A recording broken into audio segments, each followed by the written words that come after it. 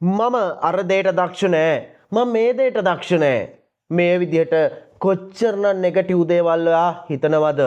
හැබැයි ඔයා මේ විදිහට වාක්‍යයක් සම්පූර්ණ කරලා තියෙනවද කැඩපතක් ඉස්සරහට ගිහිල්ලා? I am good at කියන කෙනා එක්ක. හොඳයි. ඔයා කොච්චර දේවල් වලට දක්ෂද?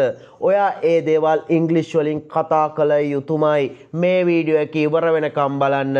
ඔයා කොච්චර දේවල් වලට දක්ෂයිද කියලා අපි බලමු.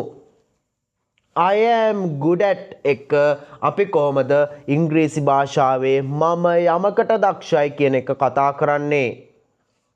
I am good at cricket. මම ක්‍රිකට් වලට දක්ෂයි. I am good at football. මම පාපන්දු වලට දක්ෂයි. මම ගායනයට දක්ෂයි කියලා කොහොමද කියන්නේ? I am good at එක අපි ක්‍රියාපදයකට ing යොදා ගන්නවා.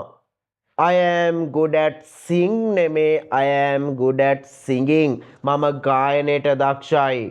එහෙනම් මම නර්තනයට දක්ෂයි කියලා කොහොමද කියන්නේ? I am good at dancing. මම දෙනවා ඔයාට වාක්‍යයක් හදන්න. මම අත්පන්දු වලට දක්ෂයි. දාමු මේ වාක්‍ය කමෙන්ට් සෙක්ෂන් එකට හදලා. ඔව් ඔයා දානවමයි. මං ඒ වාගේ නිවැරදි පිළිතුරු පරීක්ෂා කරනවමයි. මේ වගේ සරලව ඉංග්‍රීසි ඉගෙන ගන්න ඔයාට ඕන නම් පහත තියෙන WhatsApp බටන් එක දැම්ම ක්ලික් කරලා අපේ ඔන්ලයින් පාඨමාලාවන්ට සම්බන්ධ වෙන්න.